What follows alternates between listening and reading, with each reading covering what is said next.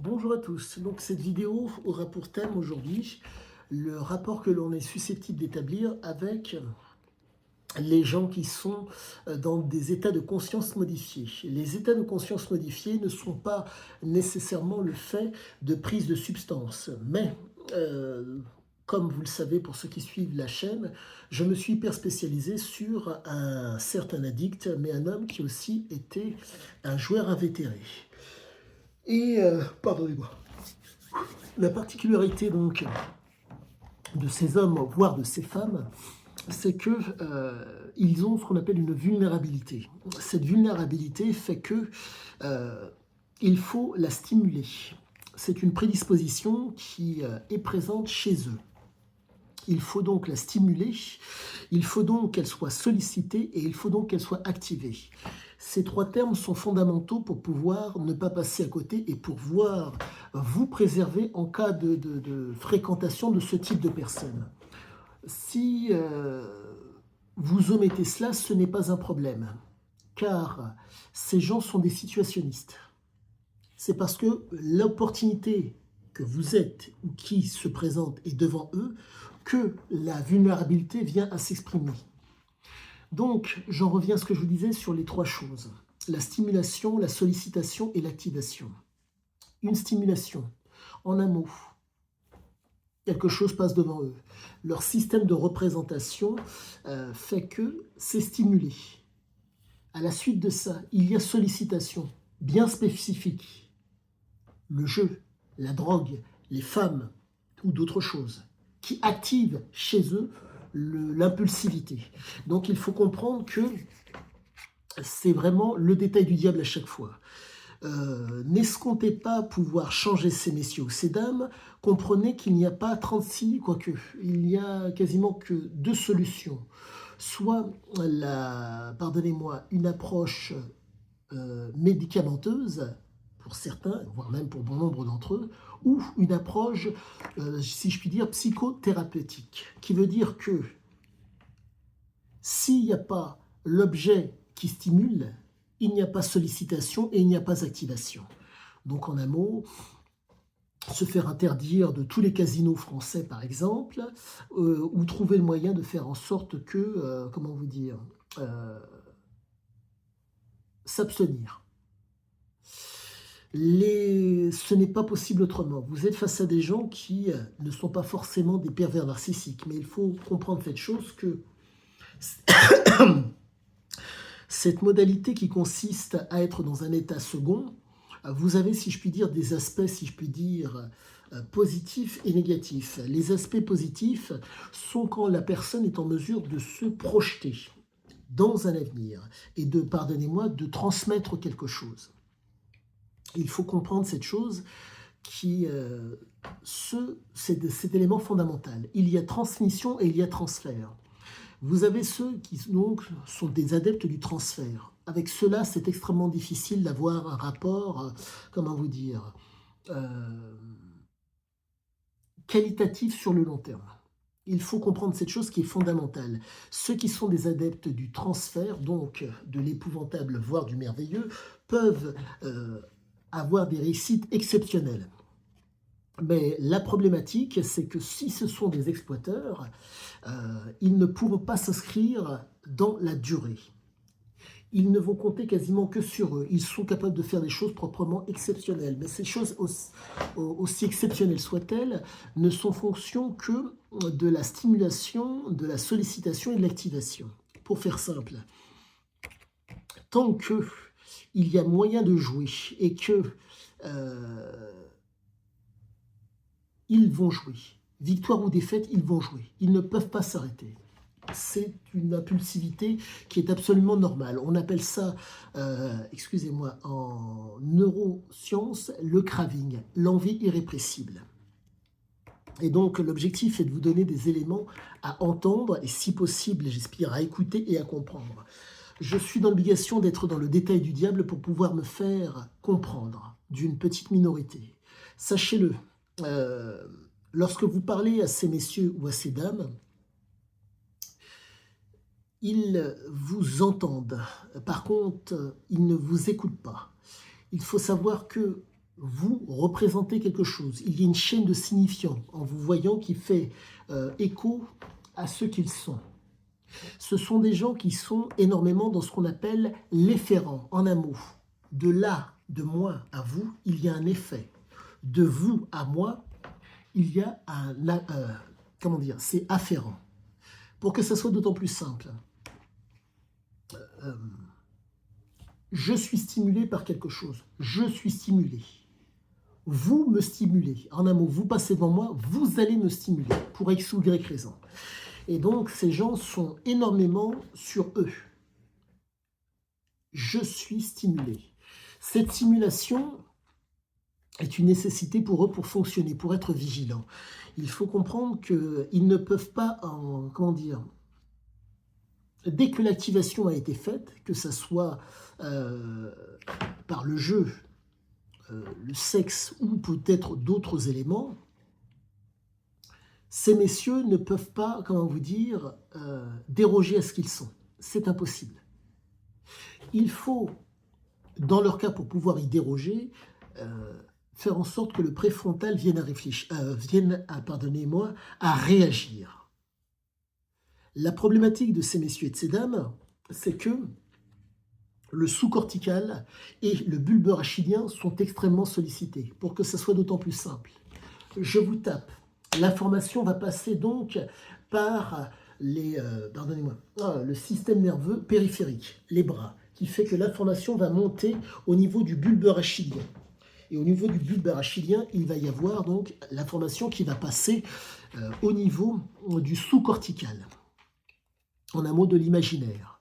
Donc, pour peu que ça soit une caresse stimulante, ou peut-être dérangeante selon la personne qui va faire face, et le sous-cortical l'imaginaire, pardonnez-moi, va prendre le relais. Pour pouvoir réussir à contrecarrer cette, comment dire, je dirais que c'est limite une espèce d'hyperactivité involontaire qu'ont ces gens, il faut faire en sorte que le préfrontal en un mot, prenne le pas. En un mot, être en prise avec le réel, avoir conscience du réel et avoir une prise sur le réel.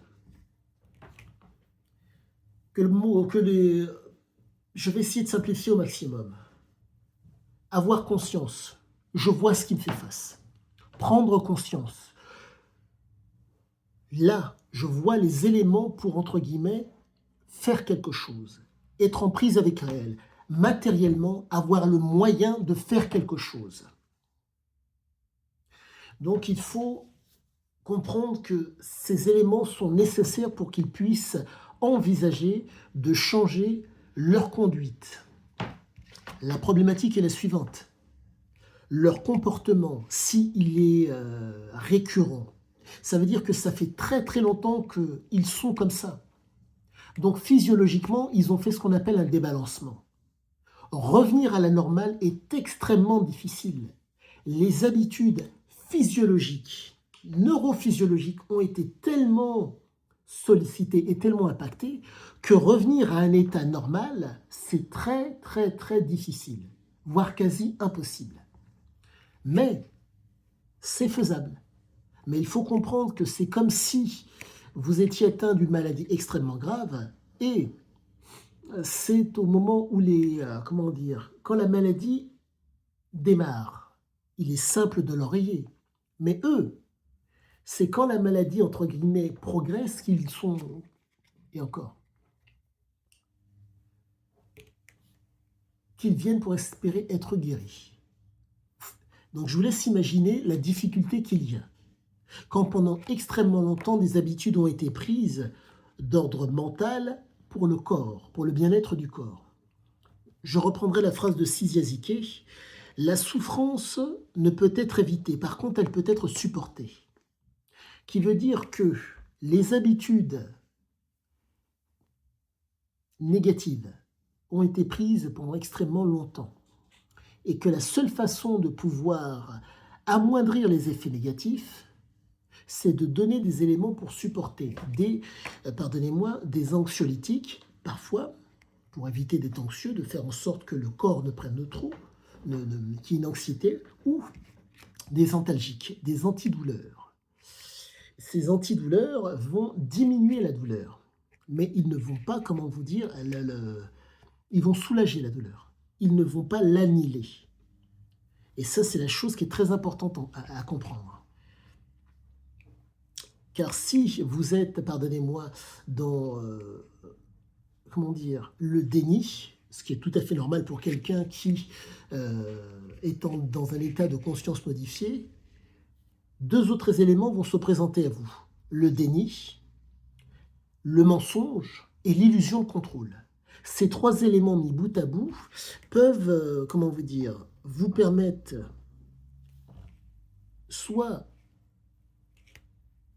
une réalisation exceptionnelle basée sur quelque chose d'aléatoire, en un mot le jeu, en un mot une opportunité qui se présente parce que vous êtes dans la persévérance, ou malheureusement, vous allez vous enfoncer dans une conduite, voire dans un comportement psychopathologique qui va faire que vous ne pourrez que descendre.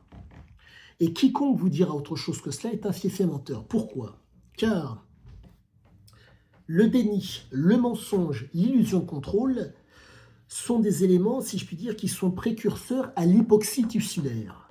Pour que ça soit d'autant plus simple, l'héroïnomane prend sa substance. Il considère qu'il est bien. La problématique, c'est que le taux de dioxyde de carbone dans le corps augmente. Donc il ne sent pas que son corps est en train d'être privé d'oxygène. Et donc il ne se sent pas mourir. Car l'espèce d'effet antalgique, si je puis dire,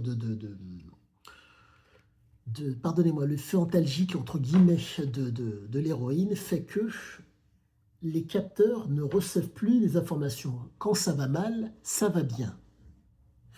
Et donc, il est impératif de comprendre, d'avoir tous ces éléments mis bout à bout. Je pense que je serai dans l'obligation d'avoir un tableau et de vous parler de cela de façon, comment dire, je ne dirais pas professorale, mais pour que vous ayez un visuel sur les différents éléments pour malheureusement vous détruire ou vous tuer.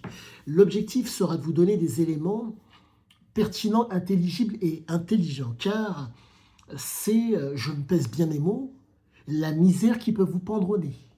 Et je pèse mes mots quand je dis la misère, car c'est d'une violence, vous n'avez pas idée à quel point. Quiconque vous dira que l'état de conscience modifié négatif est une bonne chose, est susceptible d'avoir raison. S'il y a transmission, s'il n'y a que transfert, vous êtes face à un jouisseur. Pour que ça soit d'autant plus simple. Après moi, le déluge. La personne se donne les moyens d'arriver à ce qu'il désire en faisant une victoire à la Pyrrhus. Pour ceux qui ne savent pas ce qu'est une victoire à la Pyrrhus, ça veut dire que la victoire va être faite au détriment de nombre de choses. Donc en un mot, bon nombre de choses vont être détruites aux alentours, mais il va gagner. Et ces gens sont malheureusement récurrents au niveau des élites françaises actuellement.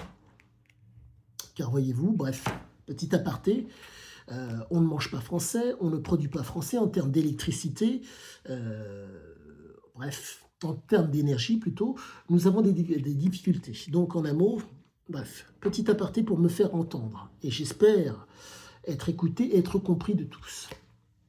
Et donc, j'en reviens à ce que je vous disais par rapport à la fameuse hypoxie et par rapport, pardonnez-moi, par rapport à l'effet de conscience modifiée négatif. L'effet de conscience négative basé sur le transfert fait qu'il n'y a que de la jouissance. L'effet de conscience modifiée, si je puis dire positif, basé sur, excusez-moi, la transmission fait que vous allez transmettre à vos enfants quelque chose de qualitatif, qui va faire que, pas forcément vos enfants, mais aux gens quelque chose de qualitatif qui fera que. Mais ne négligez jamais cette chose. Vous devez être à la manœuvre. Quelqu'un est susceptible de vous aider, mais c'est vous qui faites le plus gros du travail.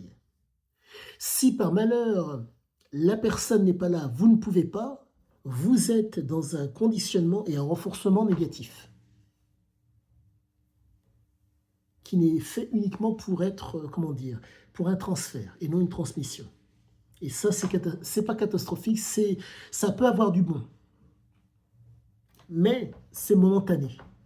Et ça, c'est nécessaire de comprendre qu'il faut à tout prix faire attention. Je vous donne énormément d'éléments avec l'espoir que mes mots soient compris. Si vous avez la moindre question, je me ferai un plaisir de vous donner des éléments de compréhension d'autant plus fins pour que vous soyez avertis de ce qu'il en est. À tous, excellente fin de journée et je vous dis à bientôt pour la suite.